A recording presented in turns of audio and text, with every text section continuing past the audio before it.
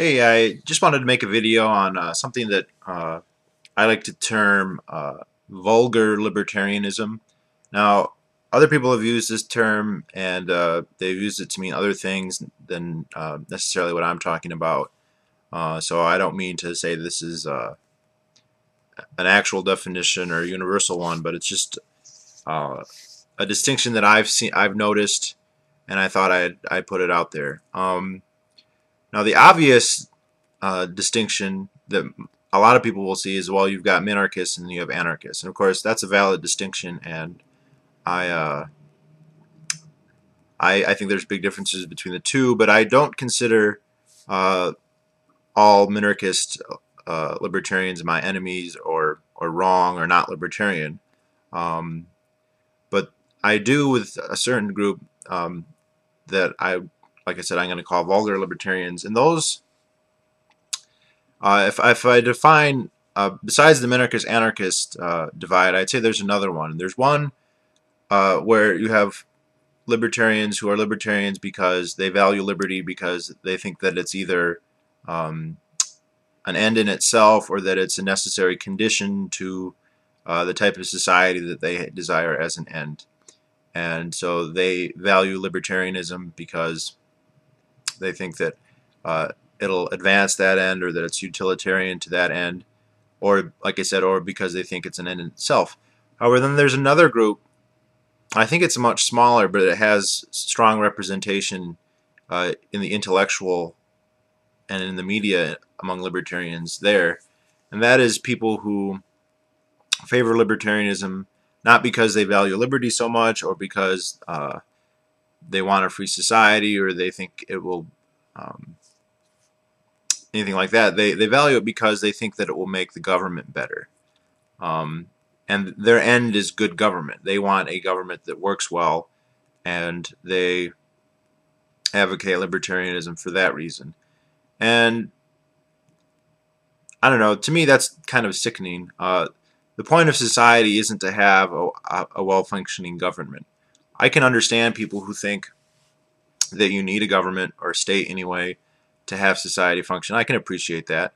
But at least, when you have the necessary evil mindset, you're going, well, yes, it's not good, but we have to put up with it. Okay, I can appreciate that. But to have an ideology where more or less the point of society is to have a government, and to me that's really putting the cart before the horse. And I think this is a minority position among people who would call themselves libertarians. It's more common among liberals and also conservatives.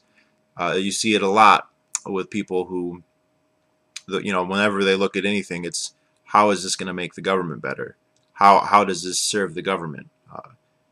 What policy will generate the most revenue for the government?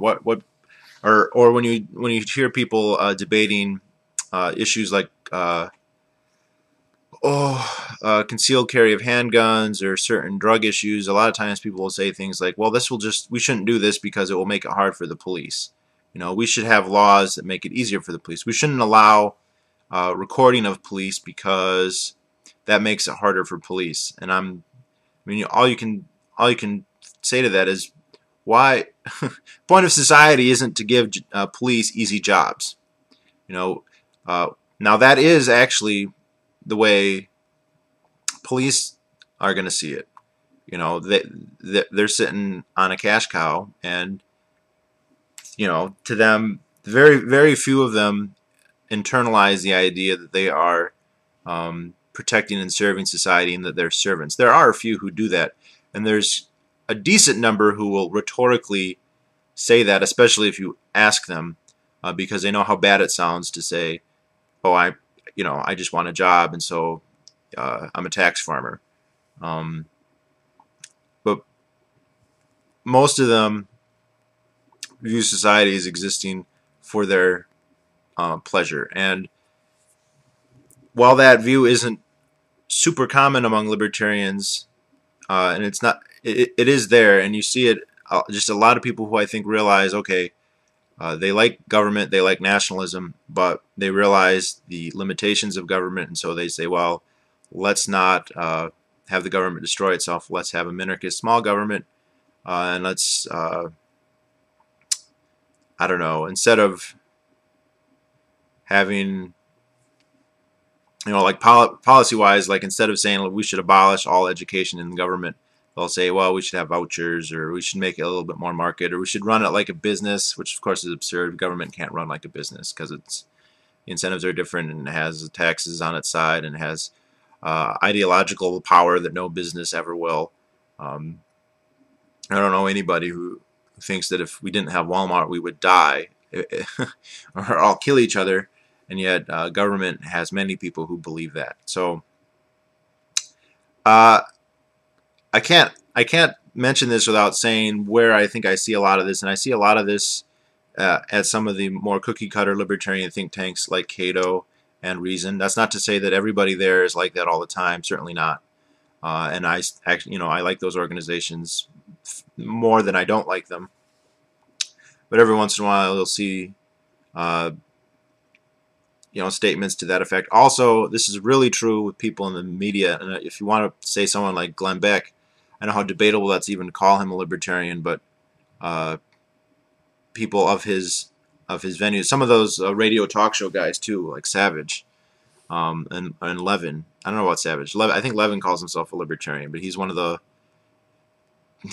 I don't know how you'd say that, a pro-government, like libertarianism is good because it's good for the government, you know, and to the extent that libertarianism is bad to the government, he absolutely opposes it. And so I think that's where you can draw the line. If there's a libertarian position that clearly hurts the government, like secession, you know, the power of the government is greatly reduced from secession or nullification. These vulgar libertarians will not only oppose them, but very, very much oppose them, very strongly oppose them.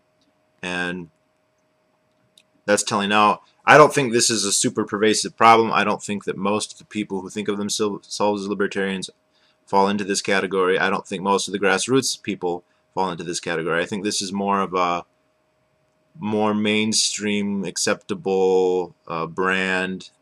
And so it's not even that common among mainstream libertarians, and it's disproportionately represented there. So it's not a big problem, but I do see it, and it's just disgusting, and it's just another form of statism, really.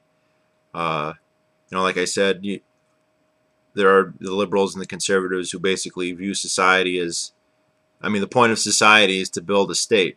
This is really true with like the neocons. Gosh, the neocons are unbelievably fascist as far as I'm concerned. You know, the idea that they want a huge government, you know, that builds big monuments and just fights wars all the time, and they just love that. And you know, not every conservative is that way, but they're well represented. And most libertarians aren't this way, but there are a few. So I don't know. I just thought I'd put it out there.